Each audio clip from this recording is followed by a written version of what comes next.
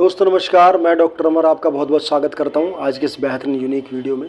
दोस्तों आज की वीडियो बहुत ही इम्पोर्टेंट, इन्फॉर्मेशनल और एजुकेशनल होने वाली है, हमेशा की तरह। उम्मीद है आप सब बहुत स्वस्थ होंगे, अच्छे होंगे। तो दोस्तों आज मैं ऐसा क्या अपनी वीडियो में यूनिक लेकर आया हूं।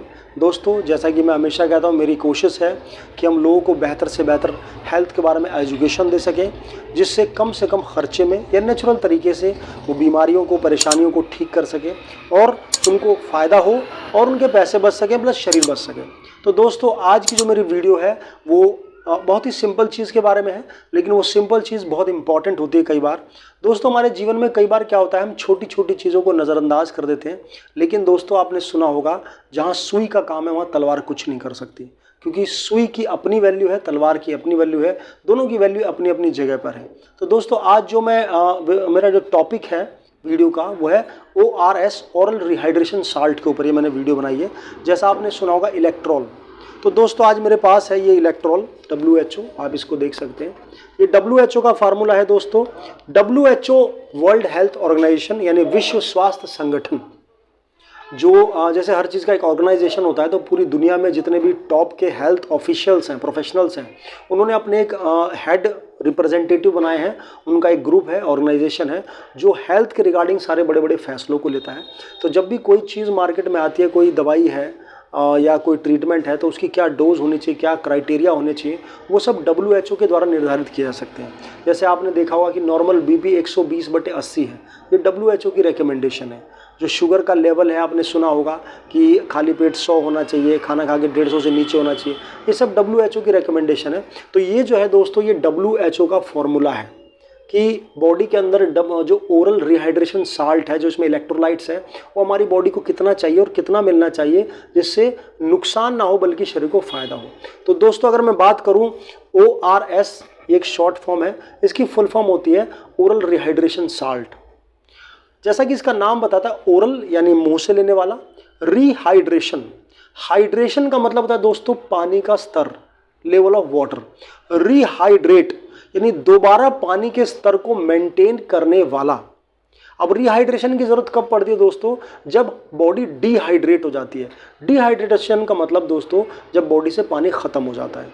डिहाइड्रेशन कुछ कंडीशंस में होता है, जैसे आप बहुत ज़्यादा गर्मी पड़ रही है, मई जून में धूप में आप निकल गए बिना किसी सिक्योरिटी के, छाते के, टोपी के, स्कार्फ के, तो होगा क्या दोस्तों, वो जो हीट इतनी होती है कि बॉडी से पानी जो उड़ जाता है, इवेपोरेट हो जाता है, जिसकी वजह से अब वो पानी जो निकलता है दोस्तों, पसीना निकलता है, तो ये खाली पानी जो हम पी रहे हैं वो नहीं निकलता दोस्तों, इसके साथ कुछ साल्ट्स भी निकलते हैं। जैसा आपने देखा होगा कि जब पसीना सूखता है तो सफ़ेद सफ़ेद कई बार आ जाता है, उस साल्ट्स को इलेक्ट्रोलाइट कहते हैं। इलेक्ट्रोलाइट क्या होता है दोस्तों, ये वो छोटे छोटे इंग्रेडिएंट्स हैं, जैसे सोडियम हो गया, पोटेशियम हो गया, क्लोरीन हो गया, उसके बाद सिट्रिक एसिड हो गया। ये छोटे छोटे अवयव हैं दोस्तों, जो हैं तो बहुत माइक्रो माइन्यूट, यानी बॉडी को बहुत स्मॉल क्वांटिटी में चाहिए, लेकिन दोस्तों इनका रोल इतना वाइटल है, इतना बड़ा है कि अगर ये बॉडी से कम हो जाए तो दोस्तों बॉडी के अंदर एक ड्रास्टिक चेंज आ जाता है, क्रिटिकल कंडीशन को डेवलप कर देते हैं। जैसे मान के चलिए आपने कितनी भी अच्छी शाही पनीर, मटर पनीर, कितनी भी अच्छी सब्जी बनाई, लेकिन दोस्तों बहुत सारी सब्जी आपने बनाई, 100 लोगों का खाना बनाया, लेकिन उसमें थोड़ा सा नमक अगर नहीं होगा तो दोस्तों बिल्कुल व्यर्थ होगा, कोई उसे नहीं खा पाएगा, यूजलेस, वर्थलेस हो जाएगा। ठीक इसी तरह ये जो इलेक्ट्रोलाइट्स हैं, बहुत थोड़ी क्वांटिटी में हमारी बॉडी को चाहिए, माइक्रो फॉर्म में, लेकिन ये इतना इंपॉर्टेंट रोल प्ले करते हैं। अगर मैं इसके बारे में बात करूं, पोटेशियम और सोडियम हमारी बॉडी में वाटर लेवल्स को मेंटेन करता है। हमारे हार्ट को बीट करने के लिए दोस्तों पोटेशियम की बहुत ज़रूरत होती है। पोटेशियम और सोडियम आयंस हमारे हार्ट की जो रिदम है, जो उसके कॉन्ट्रैक्शन और रिलैक्सेशन का जो एक पेस है, उसको मेंटेन करता है। अगर मान लीजिए, अब हम समझते हैं बॉडी से फ्लूइड लॉस कब होता है। जैसा मैंने आपको बताया, धूप में गए, डिहाइड्रेट हो गई बॉडी, उसके बाद किसी को दस्त लग गए, डिसेंटर लग गया, लूज मोशन लग गया है, बार बार लूज मोशन जा रहा है, पानी की तरह उसकी पोटी लैटरिंग आ रही है, तो दोस्तों क्या होगा, बॉडी से फ्लूइड लॉस हो जाएगा, उसको वीकनेस आ जाएगी, और अगर आप डॉक्टर के पास जाएंगे तो वो ग्लूकोज लगा देंगे आपको दोस्तों। उसके बाद एक अच्छा सा आपका बिल बनेगा।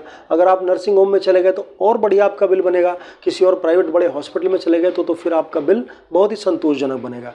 तो दोस्तों यहाँ पर ये इलेक्ट्रॉल, ये ORS बहुत बढ़िया रोल प्ले करता है।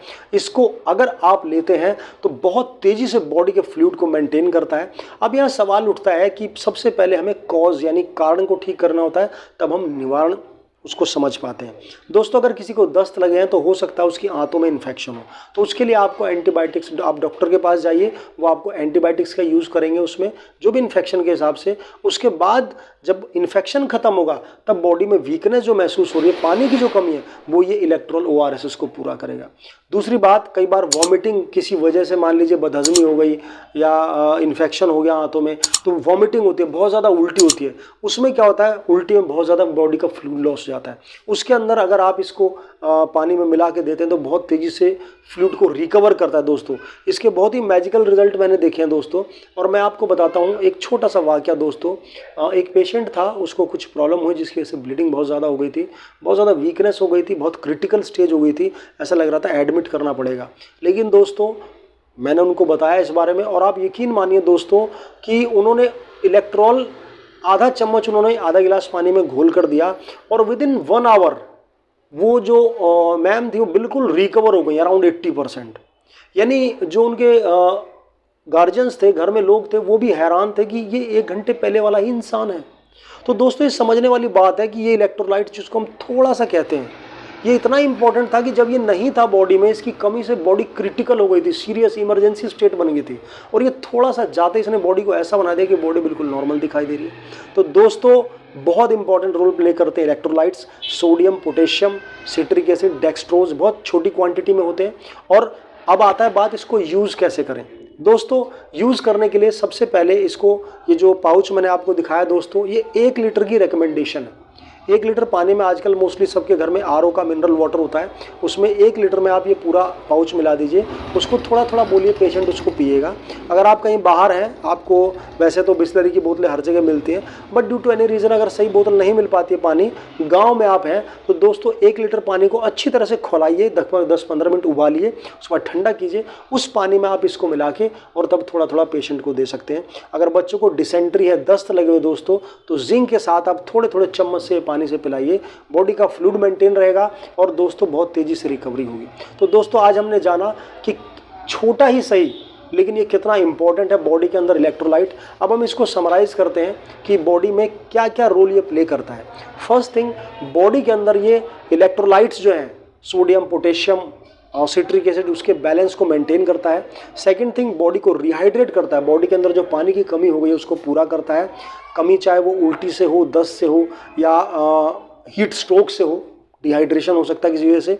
तीसरी थिंग दोस्तों, अगर मैं बात करूं तो हमारी बॉडी के अंदर जैसे खाना खाने या बहुत सारी चीज़ों से जो एसिड की अधिकता, हाइपर एसिडिटी हो जाती है, उसमें दोस्तों बहुत अच्छा रोल प्ले करता है। एसिड को न्यूट्रलाइज करके बॉडी को एल्कलाइन मीडियम प्रदान करता है। तो बहुत, जैसे किसी को जलन है, तेजाब है, तो उसमें बहुत अच्छा फ़ायदा करेगा। फोर्थ थिंग दोस्तों, अगर गर्म चीज़ें खाने से आपको बहुत गर्मी महसूस हो रही है, आपको लग रहा है लीवर में बहुत हीट बन गई है, बहुत कई बार गर्मी महसूस होती है, आप इसको पानी मिला के पीजिए दोस्तों, बहुत आपको फ़ायदा होगा, अंदर ठंडक महसूस होगी। तो ये 4-5 चीज़ें दोस्तों जो इसके बहुत इंपॉर्टेंट रोल प्ले करते हैं। और अब कौन से ऐसे पेशेंट है जिनको ये नहीं देना, ये बहुत इंपॉर्टेंट चीज़ है दोस्तों।